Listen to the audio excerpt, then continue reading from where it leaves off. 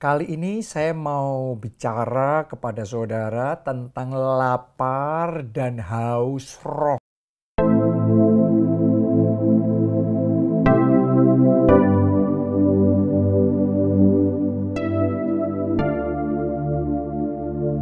Oke, kita baca terlebih dahulu di Matius 5 ayat yang ke-6. Ini yang diajarkan oleh Tuhan Yesus. Berbahagialah orang yang lapar dan haus akan kebenaran, akan perkara-perkara roh. Kenapa? Karena mereka akan dipuaskan. Jadi ternyata Tuhan Yesus mengajarkan yang lapar dan haus akan dipuaskan. Ini berlaku baik secara jasmani maupun secara rohani. Coba Anda renungkan. Secara jasmani, kalau kita nggak punya rasa lapar, kita nggak merasa butuh makan, kita nggak akan mencari makanan, dan kita nggak akan dipuaskan. Demikian pula kalau kita nggak punya rasa haus, kita nggak pernah merasa haus, nggak merasa butuh minum, ya kita nggak akan mencari. Sehingga akhirnya kita tidak dipuaskan. Tangan kita nggak akan bergerak, kaki kita nggak akan berjalan untuk mencari minuman, nggak ada dipuaskan. Jadi yang namanya rasa lapar dan haus ini adalah sangat vital untuk memberitahu tubuh kita butuh makanan, butuh minuman. Ini penting sekali untuk survival kita sebagai manusia, kita bisa bertahan hidup butuh yang namanya rasa lapar dan haus. Oke, karena kita merasa lapar dan haus, maka kita mencari. Kita mencari. Karena lapar dan haus, kaki kita berjalan, tangan kita bergerak. Karena kita merasa lapar dan haus, kita mengisi diri kita dengan makanan. Karena kita merasa lapar dan haus, kita mengisi diri kita dengan minuman. Itu sebabnya kita disegarkan.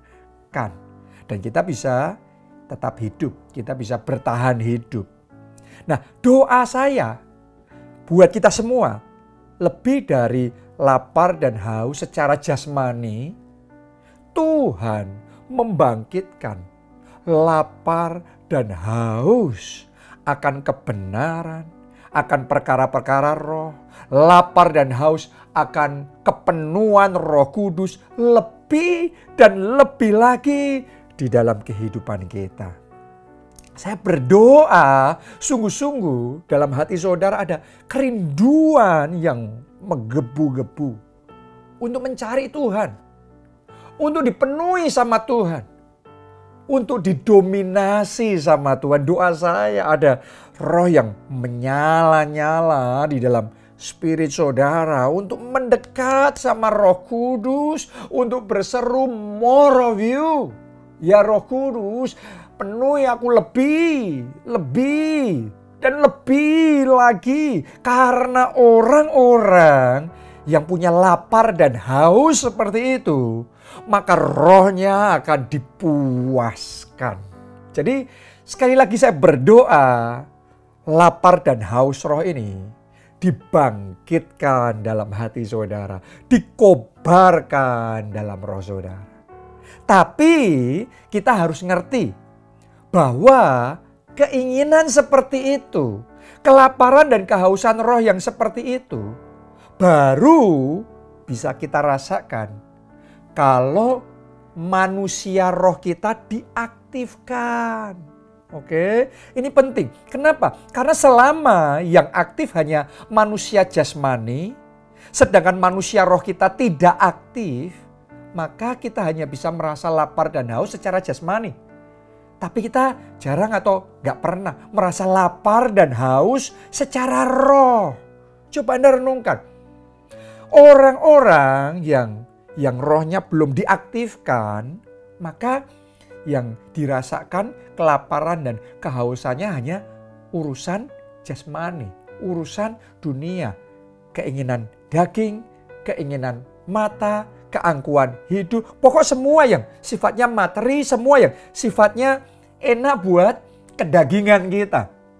Kenapa? Karena yang aktif baru manusia jasmaninya. Beda sama orang-orang percaya yang sudah belajar mengaktifkan manusia rohnya. Tentunya manusia jasmaninya kan masih hidup. Ya, sehingga kepekaan, kelaparan, dan kehausan akan perkara jasmani juga masih ada di situ. Tapi sekarang yang mendominasi adalah kelaparan dan kehausan akan perkara-perkara roh ini lebih kuat. Ini lebih mendominasi dalam hidup kita. Doa saya itu yang Anda alami dalam hidup saudara. Kelaparan akan kebenaran firman Tuhan. Kehausan akan hadirat Tuhan. Kepenuhan Roh Kudus lebih dan lebih lagi. Kerinduan untuk beribadah, untuk melayani Tuhan, untuk berdoa, untuk saat teduh, untuk menerima firman Tuhan. Itu dibangkitkan dan dikobarkan dalam hidup saudara. Kuncinya apa? Manusia roh kita harus diaktifkan. Kalau manusia roh kita belum diaktifkan, dia masih pasif, ya wajar. Roh kita kering kerontang. Ya, sehingga kita nggak bisa merasakan kelaparan dan kehausan roh itu berkobar di dalam spirit kita. Jadi hari ini saya ajak kita semua, ayo mulai sekarang belajar mengaktifkan manusia roh saudara. Karena Alkitab ngomong begini, latihan jasmani itu ada manfaat tapi terbatas. Latihan roh itu besar manfaatnya, tidak terbatas, bahkan berguna sampai pada hidup yang kekal. Jadi Anda yang suka latihan jasmani, saya ajak saudara mulai sekarang lebih aktif melatih manusia roh saudara. Muscle jasmani penting, tapi muscle otot-otot roh kita lebih penting. Buat Anda yang gak suka olahraga, tapi buat ibu-ibu mungkin yang sukanya mendandani manusia jasmani. Hari ini saya juga mau ngomong hal yang sama. Lebih dari mendandani tubuh jasmani kita, mari kita dandani manusia roh kita. Nah, semuanya itu intinya sama. Mengaktifkan manusia roh kita. Nah, sekarang pertanyaannya bagaimana caranya kita bisa mengaktifkan, bisa melatih manusia roh kita? Saya mau bagikan dua hal saja simple. Yang pertama, mulailah dengan berdoa dalam roh. Mungkin Anda bertanya, kenapa kok saya ngomong berdoa dalam roh? Saya mesti ngomong sama saudara, tidak semua berdoa adalah berdoa dalam roh. Ya, banyak orang nggak tahu berdoa dalam roh. Sehingga berdoanya hanya secara jasmani. Apa bedanya berdoa secara jasmani dan berdoa dalam roh? Sederhana, berdoa secara jasmani itu artinya kita doa hanya pakai akal budi kita saja. Ya, sedangkan berdoa dalam roh tentunya kita juga pakai akal budi. Tetapi di waktu yang sama, roh kita ini kita buka, kita doanya mengalir dari hati, mengalir dari roh kita. Kita connect sama Roh Kudus. Itu yang disebut dengan berdoa dalam roh. Nah, ingat baik-baik saudaraku, Alkitab mengajarkan bahwa manusia roh itu ada di dalam hati kita. Makanya manusia roh itu Alkitab menyebutnya sebagai the hidden man of the heart.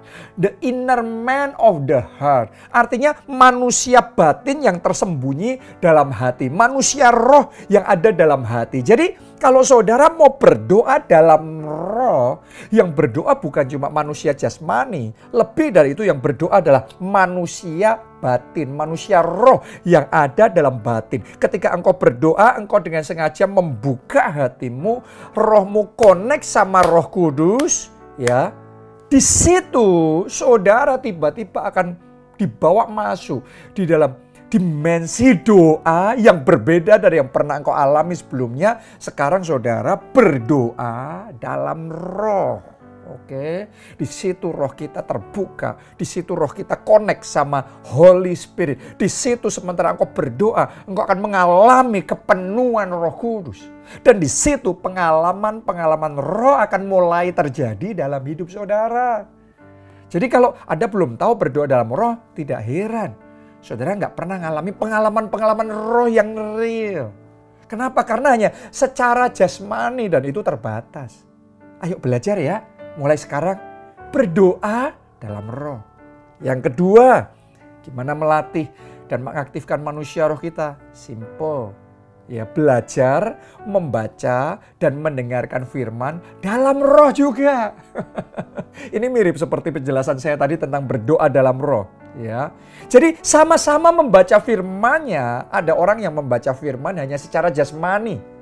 Coba saudara lihat ya, ada orang-orang pinter yang bahkan gak percaya Yesus pun, mereka bisa loh buka Alkitab dan mempelajari itu secara jasmani. Tapi mereka tidak berarti membaca firman dalam roh. Kenapa? Karena untuk membaca firman dalam roh, kita gak hanya pakai akal budi saja. Tapi kita mesti aktifkan manusia roh di dalam hati kita. The hidden man of the heart. The inner man of the heart. Mesti diaktifkan. Sementara kita baca firman itu, roh kita connect sama Roh Kudus ya. Dalam hati kita bahasa roh. Dalam hati kita ngomong sama Roh Kudus beri hikmat. Roh Kudus bukakan mata rohaniku supaya aku bisa melihat rahasia-rahasia dari firman-Mu. Roh Kudus bicaralah kepadaku melalui ayat-ayat yang aku baca, melalui khotbah firman yang aku dengarkan nih. Bicaralah ya Roh Kudus, beri rema ya Roh Kudus. Jadi ketika Anda membaca atau mendengar firman, Anda connect sama Roh Kudus, maka saudara akan ngalami. Sementara kau baca firman, tiba-tiba engkau bisa melihat, wow, Roh Kudus membukakan sesuatu yang tadinya Anda belum pernah lihat, mengerti sebelumnya. Tiba-tiba kayak ayat-ayat huruf-hurufnya itu jadi hidup. Dan kemudian kayak ngelompat masuk dalam spirit, dalam hati saudara. Kayak Anda bisa nangkap sesuatu, dapat rema sesuatu. Kayak tiba-tiba Anda jadi jelas pemikiran saudara. Oh, this is what I need to do. Ini yang harus aku lakukan. Ini yang aku perlu kerjakan sekarang. Ini yang hari ini aku harus perjuangkan.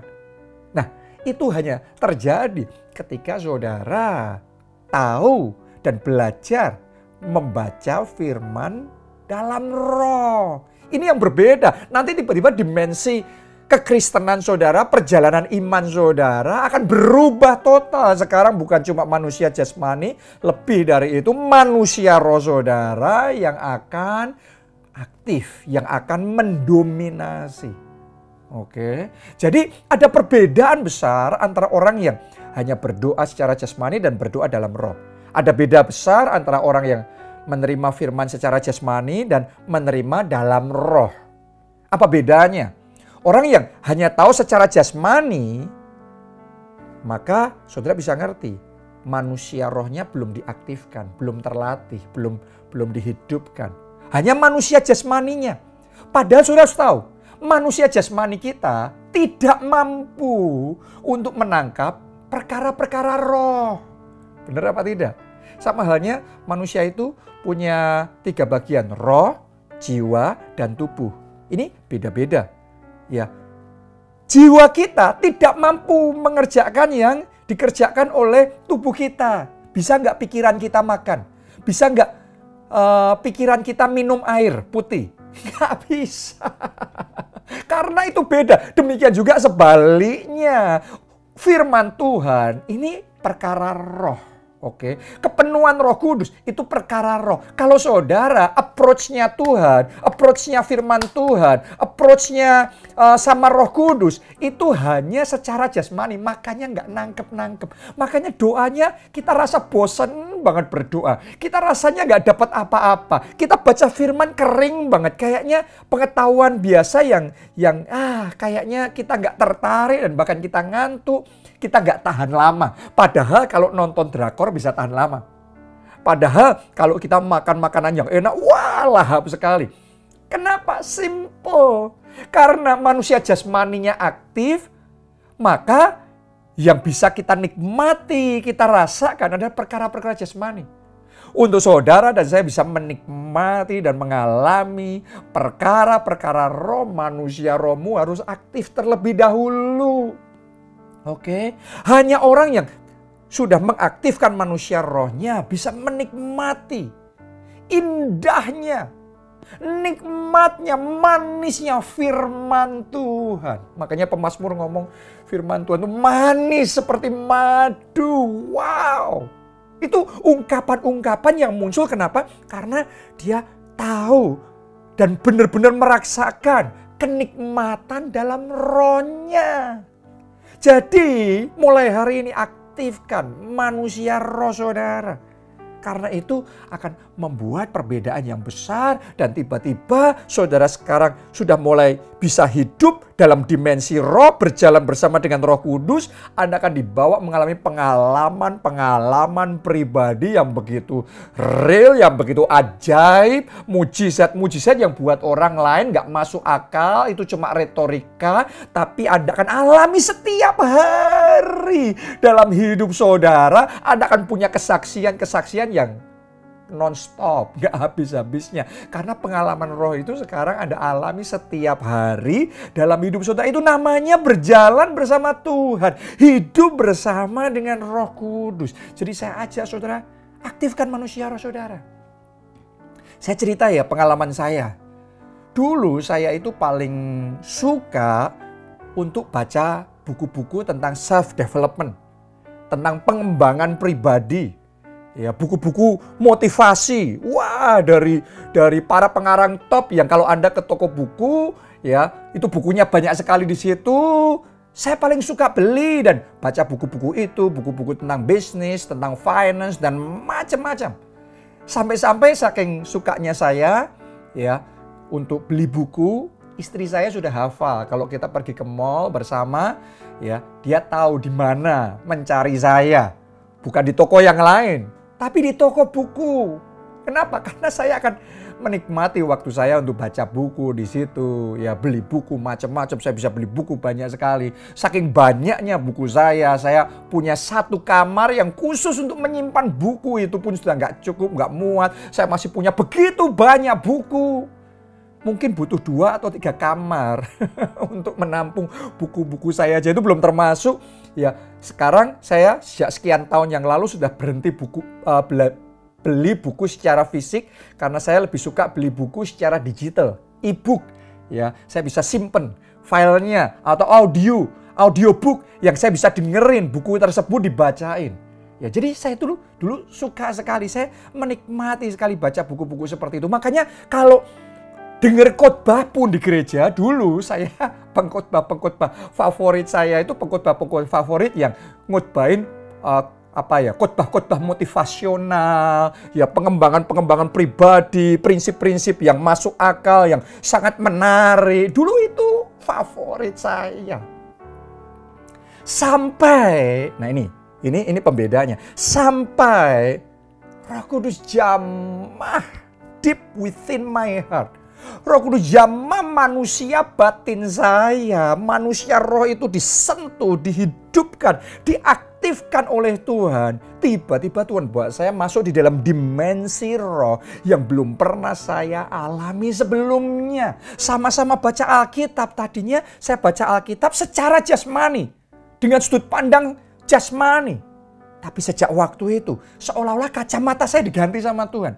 Kacamata jasmani dirubah jadi kacamata roh. Sekarang saya bisa menerima firman Tuhan sebagai firman Tuhan. Nah, ini beda ya. Bukan sebagai pengajaran manusia yang kemudian dibumbui ayat, bukan. Tapi ini firman sebagai firman. Jadi nangkepnya bukan secara jasmani, pikiran jasmani, tapi secara spirit, dalam roh. Coba saya renungkan ya. Kalau firman Tuhan ngomong untuk kita mengampuni. Nah, secara jasmani masih bisa nangkap, oh ya mengampuni. Tapi itu nasihat manusia. Ya, kadang-kadang kita merasa, ya saya mau nggak mau terserah saya mengampuni. Tapi kalau saudara dibawa masuk dalam dimensi roh, terima firman untuk mengampuni, itu adalah perintah Tuhan. Firman firman Tuhan, saya terima Tuhan yang ngomong sama saya harus mengampuni. Jadi bobotnya beda. Sama-sama mendengarkan firman Tuhan tentang oleh bilur-bilurnya kita disembuhkan. Dulu sama sekarang itu beda.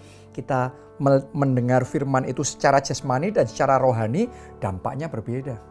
Secara jasmani susah untuk memahami gimana oleh bilur Kristus sudah 2000 tahun yang lalu kita sudah disembuhkan. Logikanya kalau mau sembuh ya kita pergi ke rumah sakit, pergi ke dokter, berobat. Nah kita bisa sembuh. Itu masuk akal.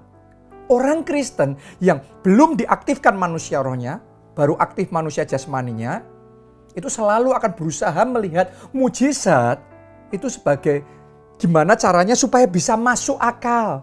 Tapi nggak ketemu, nggak bisa nyambung. Hanya orang Kristen yang sudah mengaktifkan manusia rohnya ketika ngelihat mujizat, mereka ngerti itu pure act of God. Itu benar-benar murni tindakan ilahi Allah yang bekerja dan membuat yang tidak mungkin jadi mungkin. Jadi approach-nya beda. Yang di sini berusaha untuk menerima firman Tuhan gimana caranya supaya masuk akal jasmani. Tapi yang satunya yang sudah aktif manusia rohnya itu bukan yang masuk akal jasmani, tetapi iman yang aktif.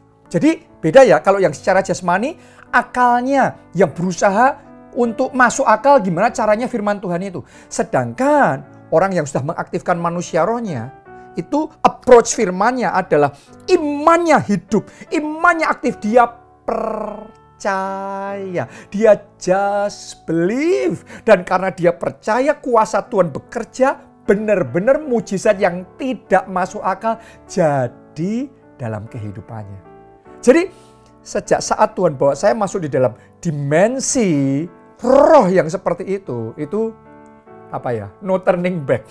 Saya nggak mau kembali lagi ke approach yang dulu secara jasmani. Sekarang saya nerima firman Tuhan sebagai firman Tuhan secara roh, kacamatanya kacamata roh. Kenapa?